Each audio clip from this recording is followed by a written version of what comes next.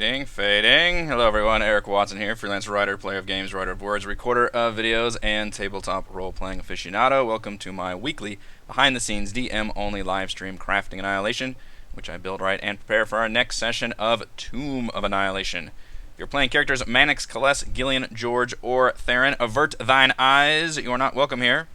The rest of you are welcome.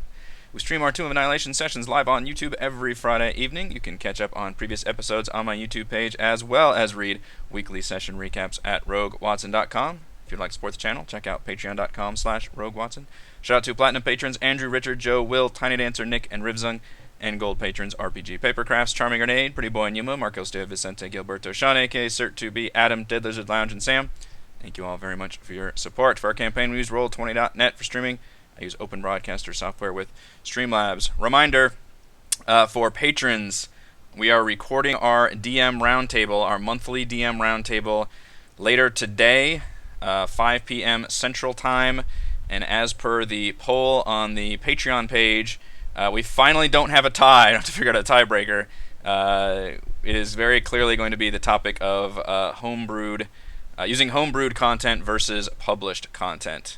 So for the rest of you, can look forward to that being uploaded later this week. It's already Thursday, though. Jeez, I guess that'll come tomorrow then. So yeah, DM Roundtable recording today. So we didn't get quite as far through the tunnels as I planned. And in fact, I worked quite a bit more after Crafting Annihilation last week. And I kind of worked backwards because I think I had the blocked tunnel idea with the spider path during last week's session, and what I ended up adding on top of that was a section and a map before that. Hello, Tiny. Because I wanted to tell kind of a little story here.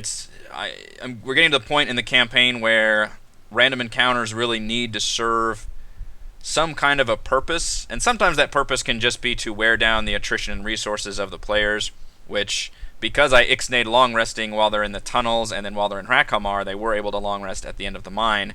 It still serves that purpose, but if I can do both, I can obviously drain the resources and tell a bit of a story, then that is the ideal situation. And in this case, I wanted to kind of expand more about what happened in Hrakamar, which is these albino dwarves essentially being invaded by fire newts, and they had to flee. Musharib happened to make it all the way to Port Nyanzaru. I think in the backstory I selected that he was part of a group that escaped, and maybe like a couple of them made it out to the jungle to try to go get help from Port Nyanzaru, and basically only he was able to make it there and be able to get these adventurers to come and help everybody. And now as they're learning a little bit more, they find that some of the albino dwarves had actually fled into the tunnels rather than to the surface, and now they're kind of meeting up with what happened there. And what happened, and what I partly is telling this story through the mine tunnels, is that the dwarves tried to flee towards the mine, and maybe they probably did for a while, but that dragon did take over at some... I don't have the exact timeline of events in my head yet, and maybe I probably never will. But at some point the dragon took over, and then later on the kobolds came in to worship the dragon, and they started really expanding the tunnels. So even when the dragon lair was still there, the tunnels were still clear for the albino dwarves. It wasn't until the kobolds arrived, and they started expanding outward from the mine into the tunnels, and now we're beginning to see the problem that occurred, which is the kobolds and the dwarves fought each other in the mines, and eventually they pushed the dwarves back towards Hrakamar, because this is a 40-mile stretch of territory, so a pretty big space to have some skirmishes and battles. And this bridge area, this map, which is really cool, I got it again from I always get these questions. Save versus Cave, Mines 1, off the Roll20 Marketplace from Gabriel Picard, which I believe is the same artist who did the Quick Encounters one, the map I used for Oralunga. So I'm definitely liking this map style quite a bit. It seems to mesh with the art style that I like for battle maps. And the actual bundle comes with the ability to make my own. You can see kind of a modular mine map, but honestly it came with half a dozen prefabricated maps, and they were just fine for my needs. So I went ahead and threw this one in there, just as is, with the cool water going by on the bridge in the middle. You always expect the bridge to be a focal point for some kind of encounter, and I actually specifically avoided that because that was kind of the obvious choice, and instead I just had a bunch of undead lingering about. So the cool thing about my this Tomb of Annihilation universe is it is essentially a Walking Dead universe. Basically, there's just undead and zombies everywhere. Now, I kind of mentioned the fact that players are seeing undead quite a bit, and we rarely actually have encounters with them, similar to Walking Dead, where the characters will, a zombie will just randomly come up to a character as they're talking and just stab them. It's kind of the equivalent of like Game of Thrones sexposition. It's Walking Dead's like, a zombie comes up and you just kill them quickly. It's not really a combat encounter. There's no danger present. They're just there to kind of remind you, like, oh yeah, there's zombies walking around this universe. I did decide to do an actual undead encounter here because I wanted this to be a big battle, and so there were a lot of bodies, and they saw kobold bodies and a few albino dwarf bodies. So the kobolds had the numbers, which ultimately pushed back the dwarves in this situation. I hope it wasn't too boring, because I didn't really scale anybody up, and I've thought about doing that before, is like, well, do I start using ghouls, and then do I start using ghasts, because the players are level 6 now instead of level 3 or 2, and they were actually fighting zombies and skeletons. Ultimately, I decided against that because, well, I don't necessarily need this one to be a tougher battle.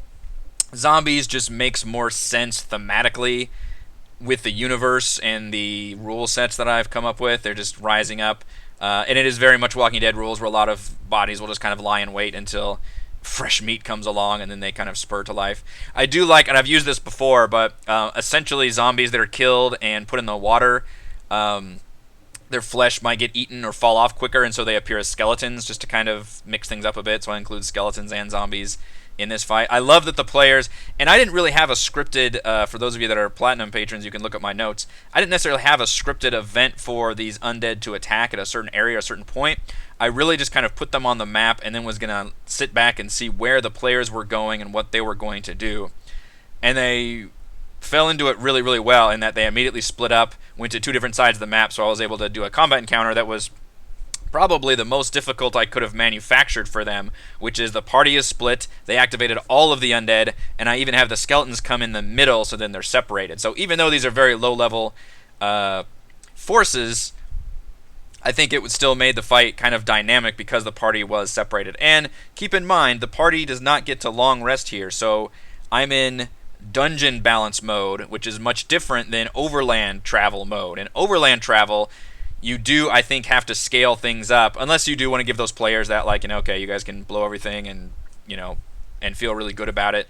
But in this situation, I'm in dungeon balance mode, which means the players have to pay attention to their resources, and life is just a resource, essentially, and their spell points and everything. So that helps swing things in my favor as the DM, with the players knowing that they don't have a long rest just around the corner, so they have to still mitigate their abilities, which is a good advantage that a DM has when building an encounter dungeon. It also means you don't need to make every single encounter, like, if you're using koboldfightclub.com, whatever, the hard or deadly. You can have easy and medium encounters and still have them mean something, even if they just get a few hits in.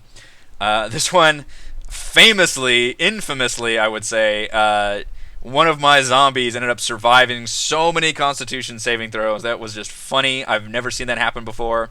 I think they only have a +3, but the way that Undead Fortitude works, it triggers every single time a player would do a killing blow, and the DC is 5 plus the damage that it would make. And sometimes they were doing a lot of damage, but they were just making the save, and my players never did get a solid crit there. And if you notice, they do lack radiant damage. They do not have a cleric with them, nor do they have a paladin. I had to think for a second. So they actually lack any of the proper easy ways to take down an undead, other than just doing raw damage. And frankly, 8 is ridiculous. Usually Undead Fortitude kicks in, maybe once or twice, I think, on average per zombie. That, I've never seen that happen before. That was crazy. Made that fight a little bit more fun, even though the players were never in any real danger. They did take some damage. It's hard to see here because I already short rested. I did get some licks in. What I was disappointed in was my Carrion Crawlers. I don't think I've ever actually used these creatures before. I'd have to go back and remember, but I wanted to create an interesting kind of fake out with the Carrion Crawler. So I didn't want to do just another undead ambush, essentially, because they already did the undead fight here. I don't want to just repeat things and just for the sake of theme. And the text does mention Carrion Crawlers are in these caves. So I thought, okay, and they're thematically appropriate. They're underground creatures. They feed on carrion, so they would be here. They probably wouldn't be a fan of the undead. I don't know how that works with carrion creatures eating undead, because undead are still dead. I don't know what that kind of ecology comes out to. But in any case, I wanted to fake out here. So I literally had zombie tokens on the map. So when players saw it, they were like, oh, there's a bunch of zombies here. But I tried to tell them you'd see a pile of bodies moving about. I didn't try to mention the fact that they were actual zombies. I described it, and that's difficult with Roll20. When you're actually using a visual medium, you have to be very careful about what you say and describe, so that it's not you don't really betray that trust of like, okay, well, I see this on the map. So I tried to bring that point home, and then the idea was that zombie pile would just explode into an actual Carrion Crawler, and that's the actual foe that they fight. And then, of course, the Carrion Crawler is just coming around the corners and coming down off the ceilings and all that. So in the first initiative, I had these two appear, I believe. In the first, when they rolled initiative, I had these two, and then on their turn, I believe I immediately had these other ones appear here. And it wouldn't have been, it would have been more in my favor had I had this one also appear in here, rather than back here with a Theron dinosaur.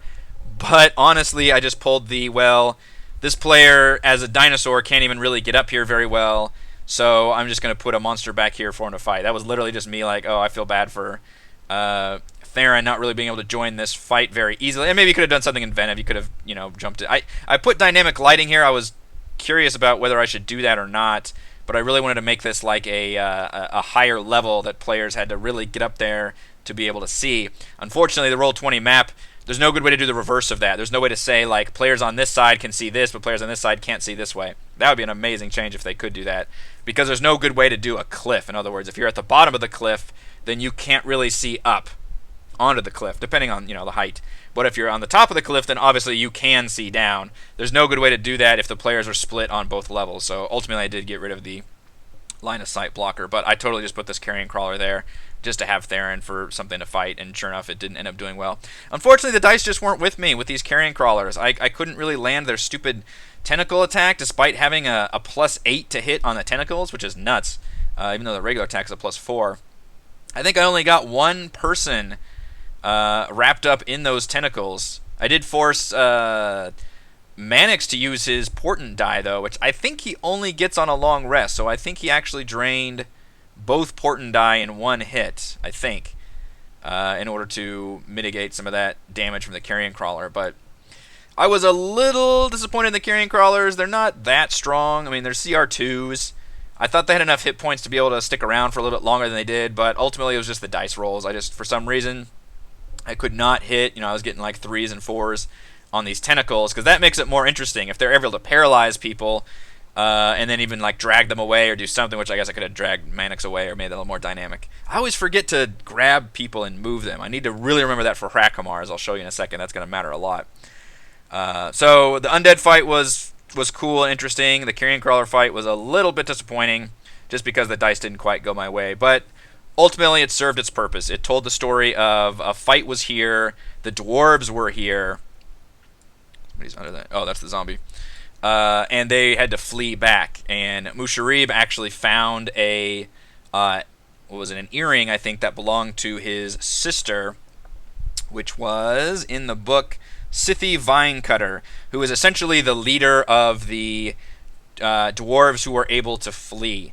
And I had her be Musharib's sister, just to kind of create a personal connection there. So he has a personal stake in things rather than just a generic, we have to save my people. It's more of a, oh no, my sister was here, there was a battle, she led the ones into the mines, we have to go rescue her. So that creates more of a personal stake in things.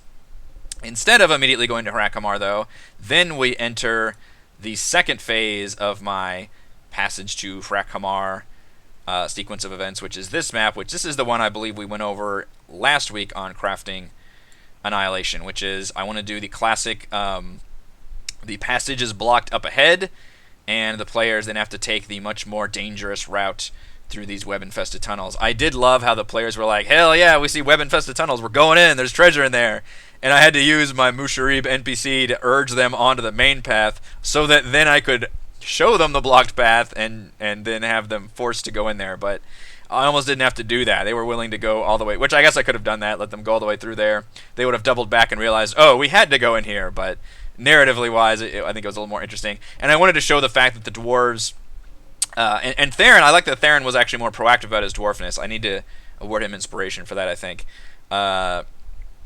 He's really digging being in these tunnels and embracing his like dwarf culture or whatever with the rocks and he's got the stone cutting, which has never really come up to play yet.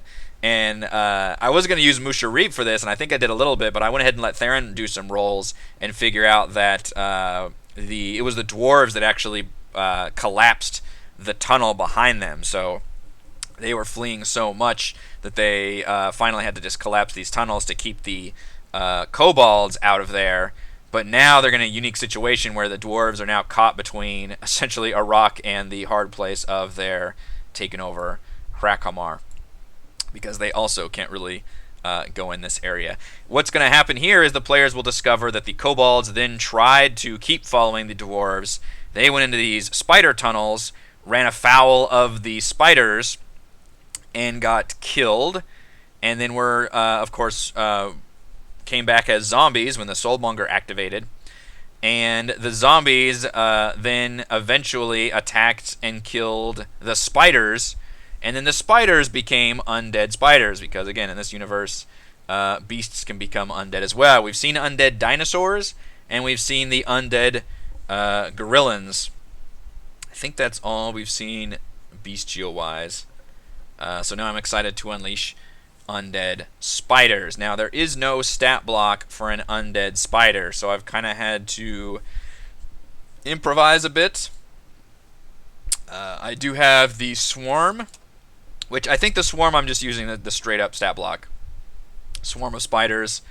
The only difference is they won't act like beasts, so they're not going to flee. They're just going to fight to the death, and I guess they'll be less intelligent. But, I mean, they already have intelligence of 1, so whatever. So Undead Swarm is the same, essentially. I think I could make them a little slower, but they're already 2020. I don't want to make anything slower than that. The Undead Spider, which I just used the same picture because I don't have a picture of an Undead Spider. I believe I lowered its armor class, and I think I raised its hit points. I didn't actually update it in the character sheet here. I duplicated a giant spider sheet and just kind of copied and pasted some stuff. I raised their hit points to like another die. I think I did like 5d10 plus 4 or something in order to come up with some slightly bigger hit point numbers, because their armor class is so low as undead. The difference being they do all have undead fortitude, which means every time they take a death blow, I get to roll that con saving throw. Although their con isn't as good. It's only a +1. I'm actually going to change that. Let's make that a +2 for funsies. Give them a chance on the con saving throw. Their bite will still do, I think it's the exact normal as a giant spider. The difference is instead of doing poison damage, it does necrotic damage. So screw you, Theron. Your poison resistance will not come into play here. But they still do basically the same damage. So essentially it is a giant spider with less armor class, more hit points, and undead fortitude. That's pretty much the way I figured out how to balance to undeadify a creature. They still... Oh, and they're a little bit slower, too. But in these caves, that shouldn't really matter. Now, the interesting thing here, I'm going to do two or three things. Let's see. All right, first of all, when they enter the caves...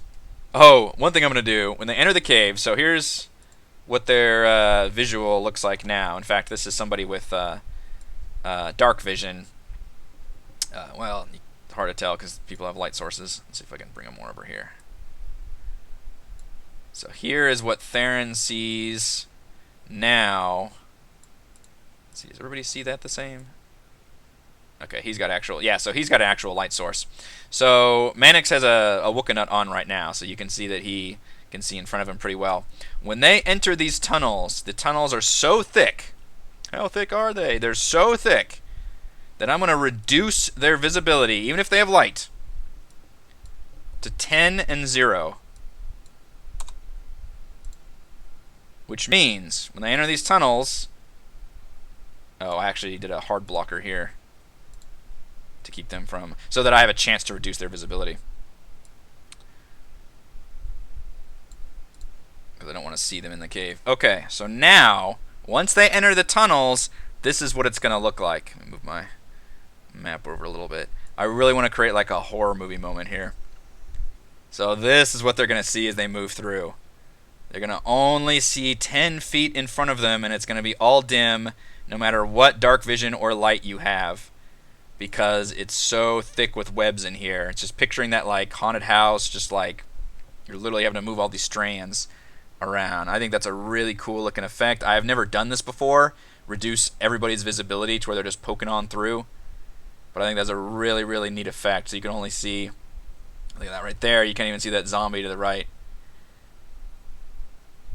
The webbing area is difficult terrain, and the Dungeon Master's Guide has a rule for if you're in webs. It's like a literally a hazard encounter. Let's see, where is it? If you start, basically at the start of all of their turns, because there's just webs everywhere, they have to make a DC 12 Dex saving throw or become restrained by the webs. So every turn they have to make a save to avoid being restrained. And if you're restrained, you can't move, you have disadvantage, and things have advantage on you. And you have to make a DC 12 strength check to escape. You have to pull basically your webs, or you could have a buddy do that too. So they are all in this together. So that makes this whole area a lot more challenging. The zombies in this area are currently restrained. I'm picturing literally they're all wrapped up in the cocoons, kind of classic haunted house style, where they're all just like trying to reach for you as you come around. Now the interesting thing here is because it's so tight and because you can't see very well, I'm hoping that they'll run into the zombies a lot easier. Once combat, the only thing I'm not sure about how to handle is if I want them to drop immediately into combat the second they see a zombie. Because that does slow things down a bit to do that. I kind of need to. The zombies, unfortunately, they still have a 5-foot range, so there's nothing really stopping players from using a ranged attack on the zombies to pelt them while the zombies just kind of take it. Now they would spend their actions trying to free themselves and lumber over there, and obviously I could have another zombie in the wings appear and try to do that as well. So I might add some more zombies to it and just basically put them in and out of combat quite a few times, which is why I've tried to cluster the zombie pods together so it's not just constantly dropping in and out of combat. What if they burn the webs? I did think about that. The easiest thing, so webs do have a rule. They have a 10-foot square of web has armor class of 10, 15 hit points. It does take double damage to fire. The problem is, I would say that there would be some serious friendly fire involved. The other thing I was thinking, in other words, if you try to burn... I guess the idea is you just stand back and you just burn all the webs in front of you.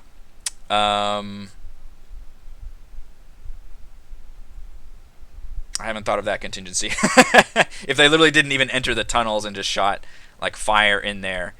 They don't have a lot of fire abilities, to be honest with you, other than lighting a torch and trying to set a section on fire from there. I would probably... One option is to have like... like a gas, the classic, like, this is a narrative trope of getting out of, like, why characters can't shoot each other in a certain environment, is you have, like, a dangerous, explosive element in there. So, like, there's oil everywhere, there's natural gas or something, to where if you light up something at all, you are in danger of just exploding things around you. So maybe that's something that Musharib could then tell. Or maybe when they enter this area, you start smelling that. Maybe Theron and Musharib especially would be able to smell a natural gas pocket and know that if you try and use fire, I would probably let them, but then they would immediately set off the equivalent of like a fireball centered on the person who cast it. So I would need to definitely tell them like there's a natural gas leak. I don't know if that exists in this universe, but it's gonna sure as hell exist here. So in other words, that doesn't necessarily say you can't use fire here, but that just says if you use fire here, it's gonna be super fucking dangerous, and you're ultimately gonna take a lot of damage. So I'm hoping that will shut things down a bit in the fire department, because that is a concern. If they used fire in here, I'd probably just have that be the whole tunnel complex actually, while they're in here. And I need to mention that before they try to use it. That way it'll seem more fair rather than me going, oh no, there's a natural gas, you can't use fire. I need to try to mention that before they even attempt to do it, and that way it'll feel more natural. Or maybe it's like one of them's trying to cast a spell, and maybe then one of the dwarves, maybe Darren can roll something and be like, no, smell that, there's natural gas. Because, yeah, I do want them to ultimately experience this. That does seem like a cop-out, and I definitely do know that players will try and not subvert. What's the word I'm looking for? Like skip over a intended puzzle or challenge in some unconventional way, because it's D&D and it's not a video game that forces you into these kind of things.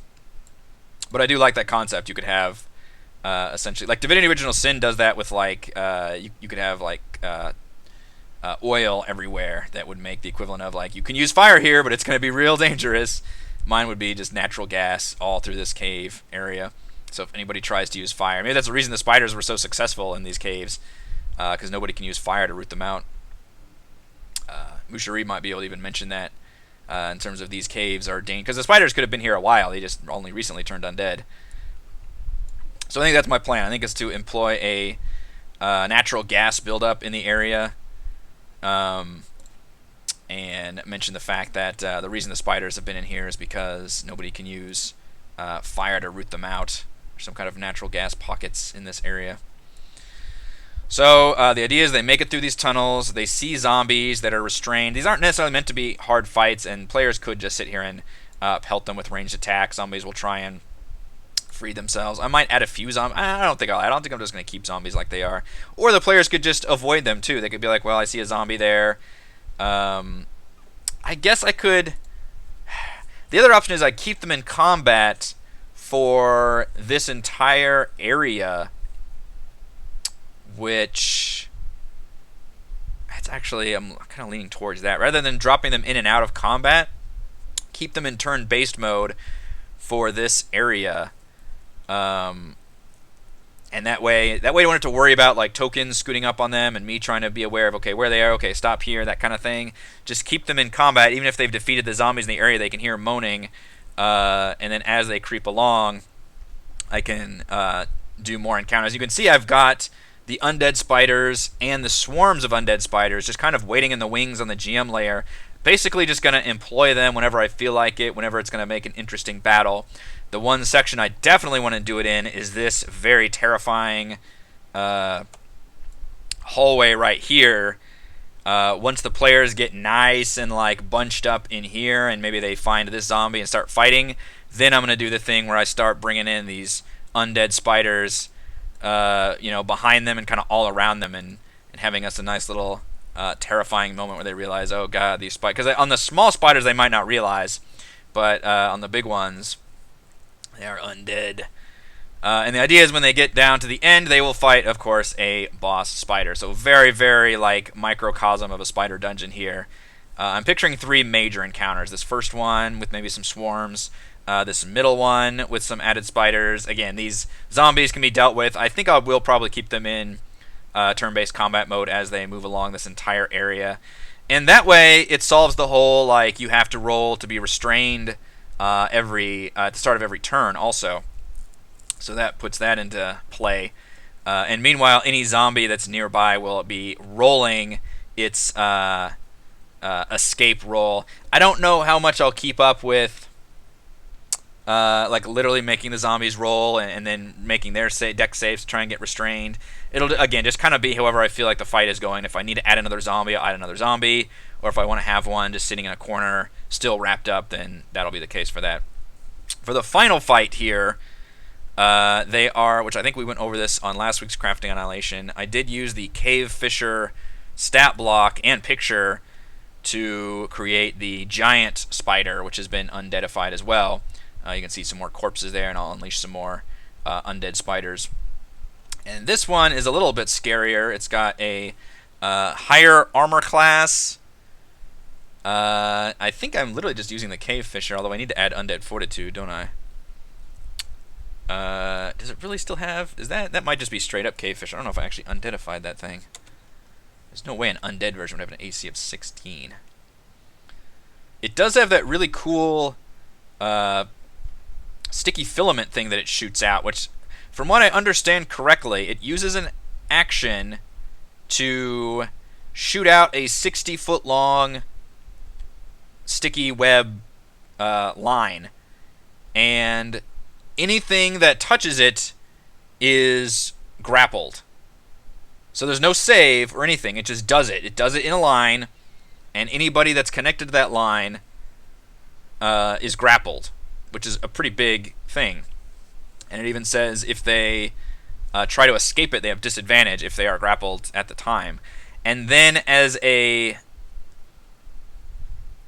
bonus action, see if I copy this correctly. As a bonus action, no, I think I did that wrong. I'm trying to look up Cave Fisher. I haven't used this creature before either. I think it has to use another action in the future to actually reel them in. Maybe I just changed it because it's technically not a Cave Fisher, it's a giant undead spider. I think the idea was it can shoot that out, and then I was going to have it be as a... No, because he gets a bonus attack as a bonus action, so it's not... This is a future attack. So it uses an action. Unfortunately, that's all it does. One action, it shoots out that filament. I might have that be a surprise round then. Let him start with that. And that way I can get that going. It grapples a bunch of people. And then its next action, it reels somebody in. It picks one person who's stuck.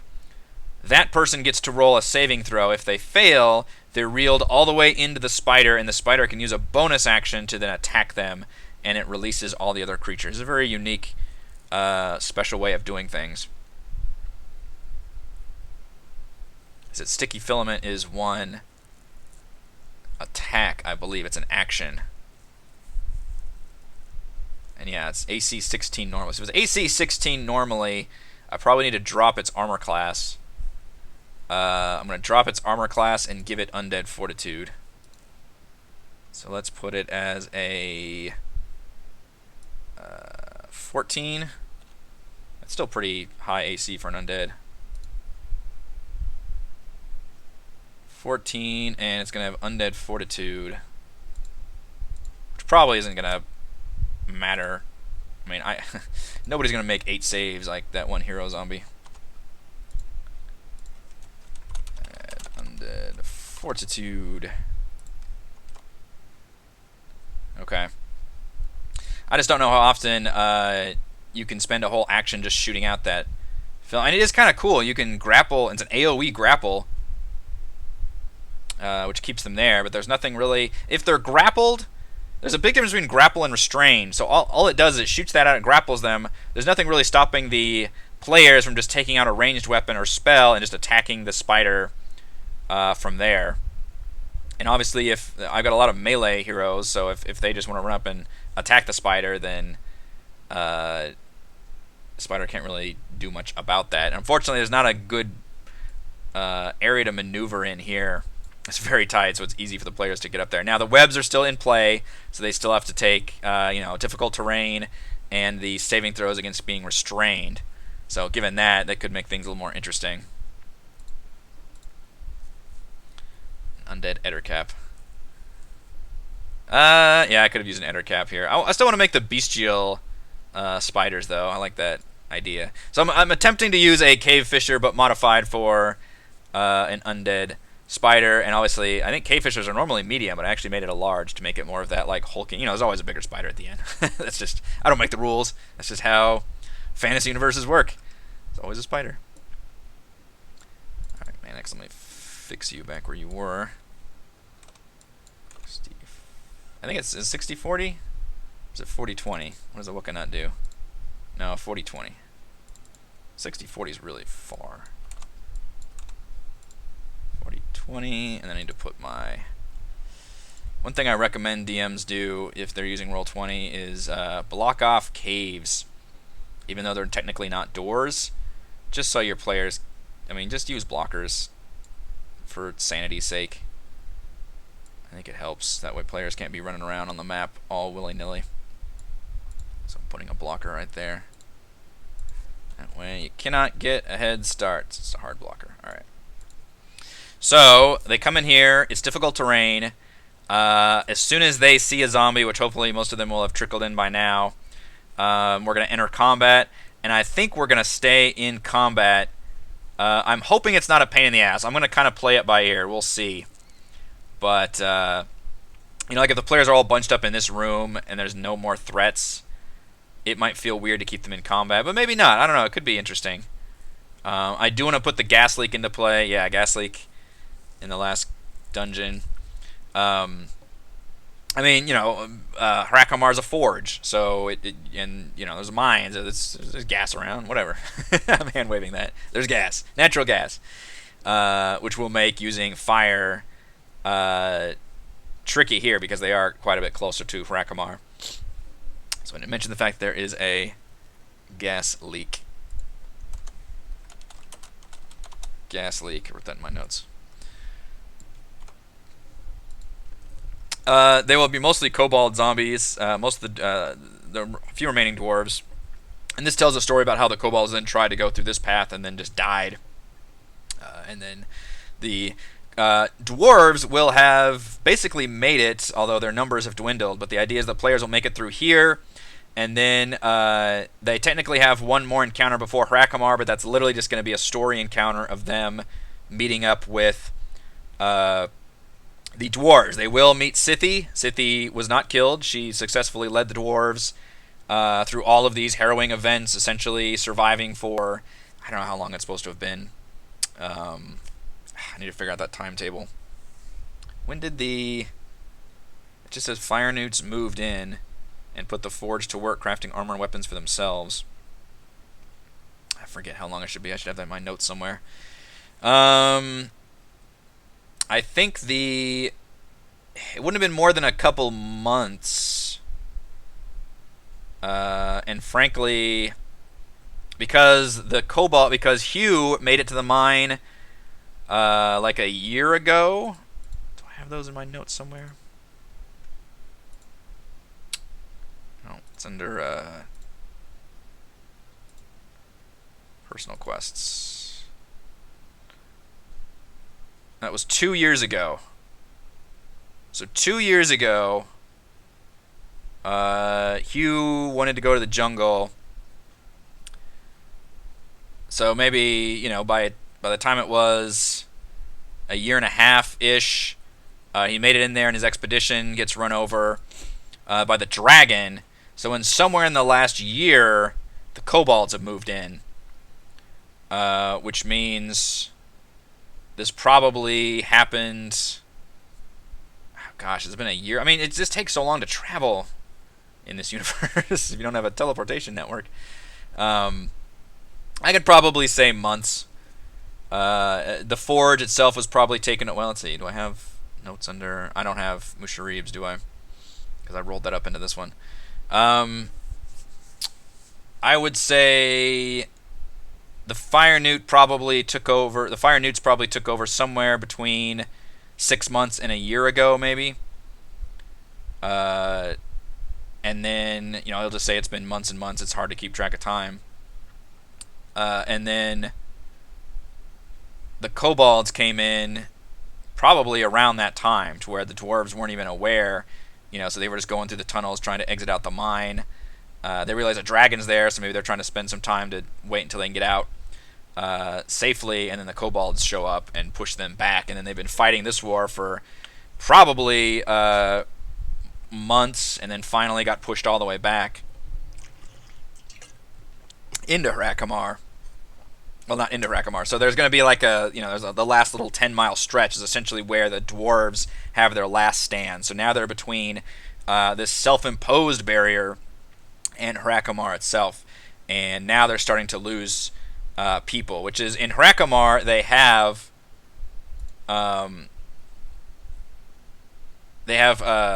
Dwarf Prisoners, which is like the first thing that players will see when they come through the passage, because the passage is right here from Wormheart Mine. There's the track. So they'll be able to see these dwarf warriors who are being captured, just as, I think it just says they're horribly tortured all the time. Where's the notes? Fire Newts are notorious torturers and eaters of humanoid flesh. Prisoners are tied up, gagged, and tossed here until the Fire Newts decide how to inflict the most intense and longest-lasting pain on them. Good lord.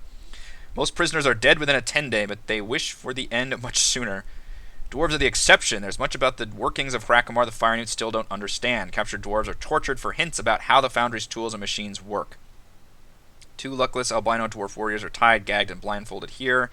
When characters arrive, both are wounded and have 1 hit point remaining. They're starving, dehydrated, and suffering from 5 levels of exhaustion. One of them will recover normally with time or magical healing. The other one has gone mad and requires a lesser restoration spell. He just keeps screaming. That's interesting. If Laz and Malkar are taken to Sithi, she and her companions look after them. So she can mention the fact that recently, not recently, I guess it's been for probably a couple months now, they have been in dire straits because now they've been pushed all the way back closer to Hrakamar, which means because of the kobolds, and now the Fire Newts are coming in to essentially attack them with like guerrilla, and the albino dwarves have like the guerrilla tactics involved, so they can kind of defend the mines, but still the Fire Newts can come in and every once in a while they capture somebody, and she can just mention the fact that they seem to capture them alive and drag them back. So that could be really interesting, the fact that she believes that they are still prisoners in there, but they haven't been able to mount any kind of attack. Maybe they tried once and it went really badly or something for them. This is going to be a really unique dungeon because it is essentially one big-ass combat encounter with a whole ton of stuff. Fire Newts are not very strong at all, but they have the numbers. They're immune to fire, obviously. They speak Draconic and Ignan, which means players would need to use their tongues ability again to be able to converse with them. They do have a decently high armor class for such a relatively low CR creature. 16 is nothing to shout at. The Spitfire ability is okay. Basically forces a player to make a dex saving throw rather than having to do a +3 attack. So it seems like the better way to do, plus it's way higher damage. Although the save is pretty low. Oops, need to turn them off. I've never used these guys before. Those are Fire Newt Warriors. And then they have a Warlock stat block, which is the spellcaster, who has got no armor class, but can cast spells, obviously fire-related. He's got Scorching Ray, which is just a solid spell, as we saw with the Kobold Scale Sorcerer. And I believe he's actually got, yeah, he's got Flaming Sphere, too. Burning Hands could be good. Mage Armor helps solve their low armor class abilities. Obviously, if there's a fight, they would Mage Armor up. 13 plus Dex would give them an AC of 13. Okay, that's not bad. I'm thinking I may replace a few of the warriors with the warlocks just to make things a little more interesting. The one cool thing that could happen is if we use this battlefield more dynamically. They have a saving throw. If I manage to use this giant river of lava in a cool way, so they could have some guards posted or something. Somehow I want to be able to use this fight battlefield, but unfortunately there's not really. The forge isn't right. There's no actual newts in here to travel on. Interesting. There's some over there in that shrine. I actually need to look at this dungeon again. I think this is the loot room over here. It's a pretty simple dungeon. It looks very cool. But one thing the fire newts could do that I always forget to do when I have interesting environments, and tell me if I'm wrong about this, but couldn't a fire newt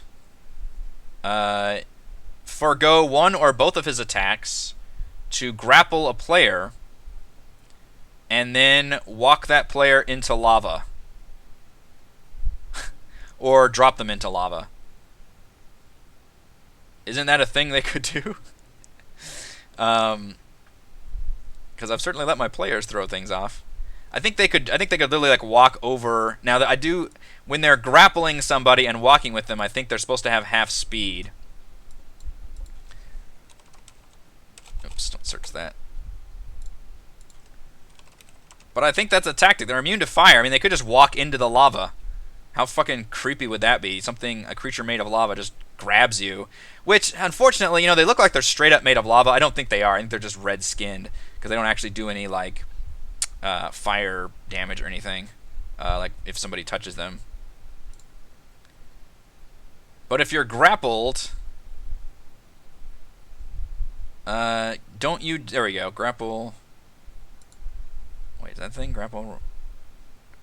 You can use your action to escape. You have to use your action to escape. So if the creature grapples you successfully, which again, it's a contested strength or acrobatics check or something. So they still have to beat that, which they're not very strong. But I've got a lot of chances. If they try to do that, they could then, as long as they're within 15 feet, because I think you can only move half speed, could you not move with a grappled creature? Because the creature is grappled, you literally move them and you could drop them into lava, which the one area here is obviously the smelter, which I think is just a big pool of lava here. The giant striders, let's see, what is this area? This is area 10. I think are their mounts. Minecart Bay. Dwarves pack their ore carts and flatbed rail carts here when they weren't in use. The fire newts use the area's stables for 12 giant striders, which look like just big beaked dinosaurs. I don't know why. It doesn't look like there should be any relationship between fire newts and giant striders, but here we are. Unfortunately, the icon looks like they're a mounted pair, but it's just the actual beast itself. Giant striders are tethered, but the tethers are meant only to keep them from crossing the westernmost line of cart tracks and wandering through the tunnels. An angry or alarmed strider can easily break loose, and these vicious creatures become both angry and alarmed when they see humanoids who aren't their fire newt masters. As soon as a non-fire newt enters Area 10, the giant striders begin stamping, growling, and straining at their tethers.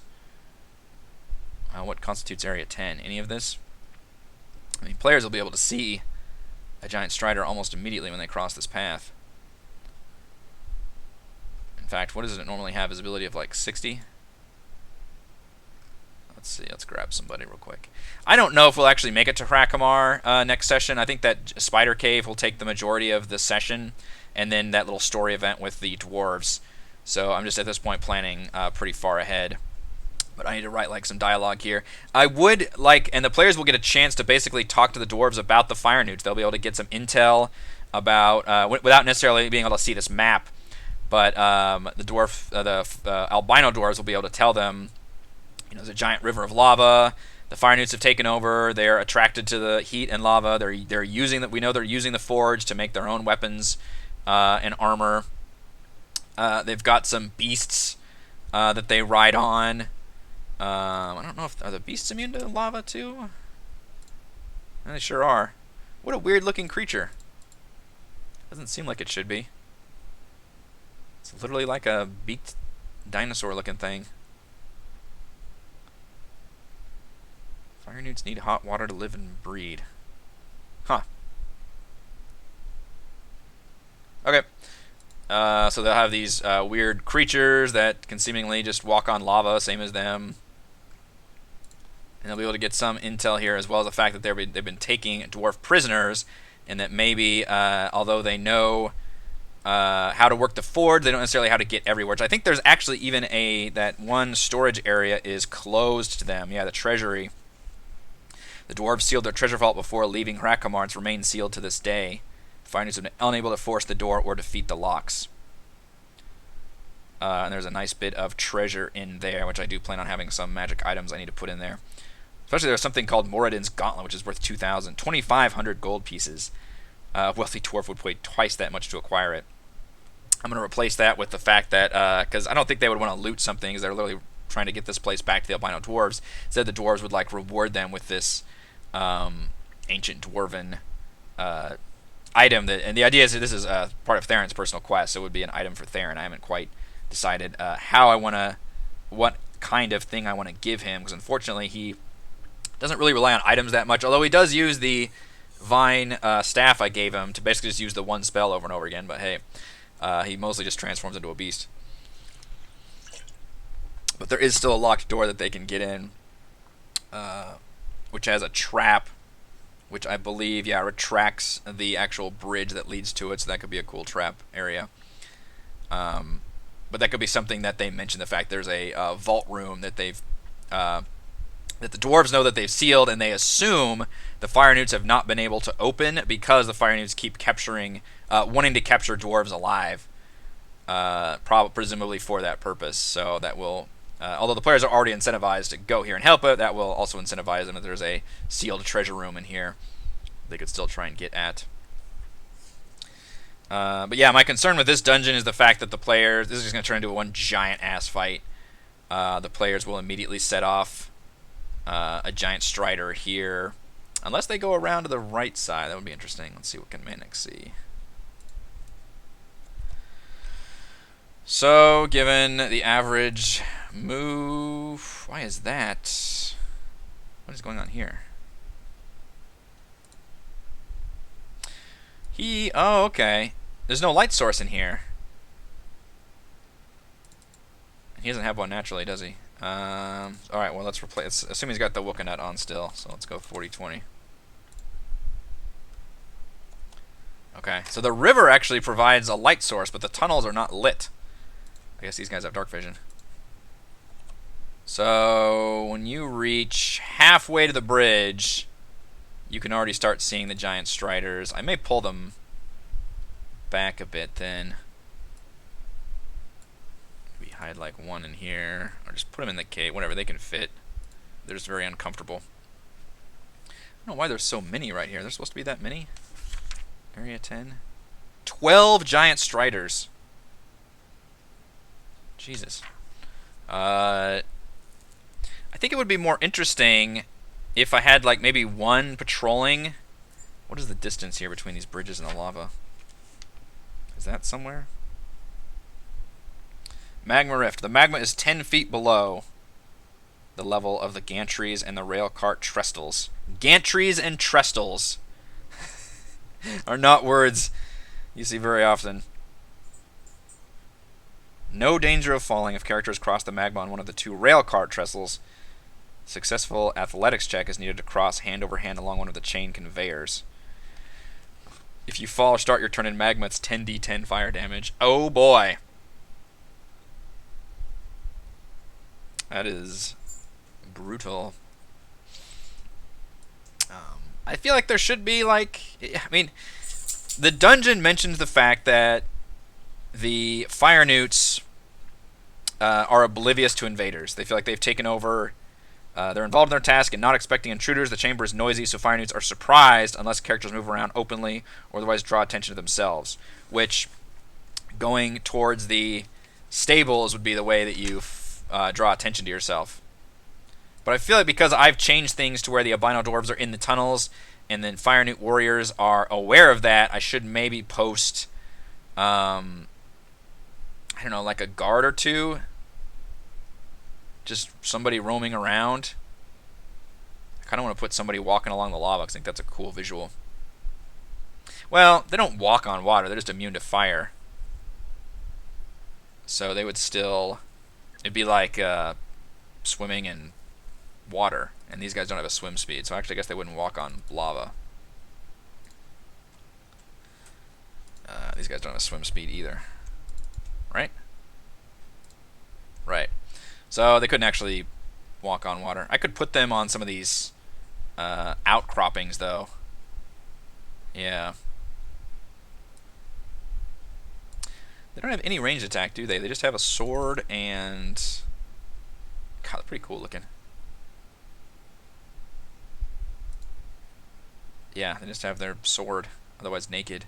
Although it says they have a chain shirt and shield, which is why they have such a high armor class. But in terms of ranged attack, all they have is Spitfire, and that's got a range of 10 feet. That's kind of shitty. So if I have a guard at range, these enemies can't do anything. They have to rely on the warlock. I might have to play around with that Spitfire. Maybe make that... Well, it is Spitfire, though. So I need to give them some kind of a ranged attack, though. Because that is a huge weakness they have if they have no range attack whatsoever. I assume the Striders don't have a range attack. Ooh, what is this? Fire Burst. The giant Strider hurls a gout of flame at a point it can see within 60 feet. Each creature in a 10-foot radius sphere centered on that point must make a DC 12 Dex saving throw, taking 4d6 fire damage on a failed save or half as much on a successful one. Wow! Alright. These guys have a much bigger fire. He's got like a mini fire explosion. Oh, damn. That's kind of cool. It's on a recharge. I like how they heal from fire. Ooh! They heal from fire! So couldn't they just fucking jump in the lava and heal themselves? Fire Newts can't do that. I'm liking these creatures. The Giant Strider is subjected to fire damage. It takes no damage and regains a number of hit points equal to half the fire damage. Wow. They wouldn't be able to take advantage of it if they're up in here, though. Yeah, I definitely need to have somebody, like, patrolling around. I mean, it says there's 12 of them, so that means there's 6 more in this dungeon somewhere. Come here, my pretties. I like you. I like you a lot. Because the players have an option. When they enter this dungeon, they can either immediately go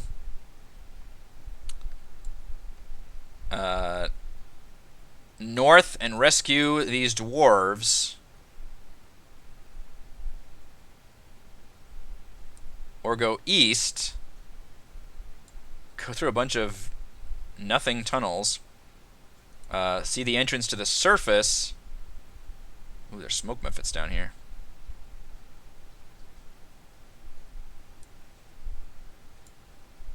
And then you have to, oh, you still have to go north here. I thought it went around this way. Actually, it does not. But I could use some giant striders around here. So they can't really walk on lava or swim in it very well. I mean, they could travel through it still. Anybody can swim. It's just that I think it's difficult terrain. Which for a strider, I mean, you know, they're still moving 25 feet in the lava. Maybe I can do something there. It's a weird place for these striders. There's not really a good, like, chance for them to maneuver. This is a weird stables area. This map doesn't quite accommodate creatures of this size.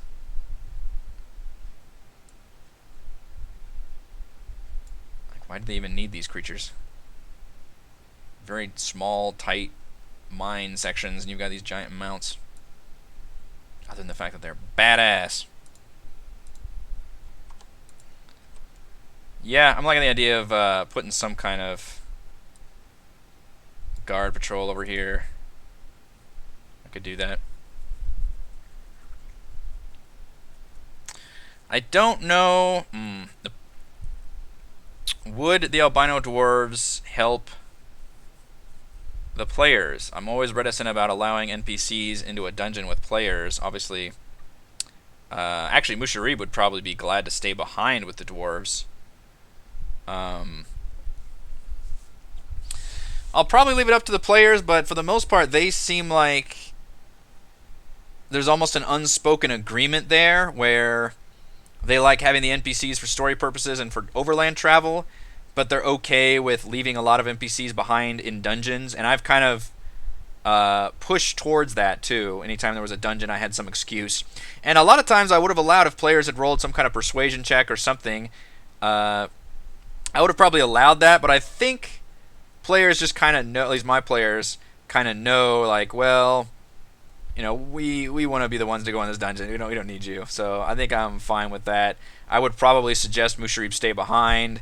The dwarves probably are in bad shape. They're probably like wounded and injured, and it's less of a military encampment and more like a triage unit or something at that point. They're just trying to survive.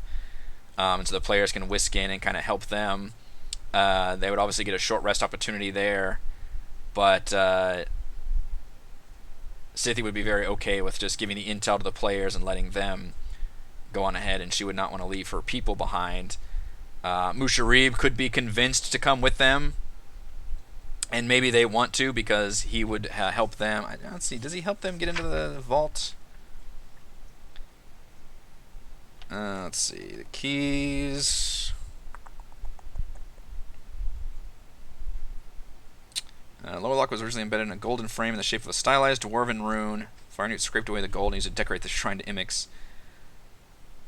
Interpreter like someone who reads Dwarvish and makes a successful investigation check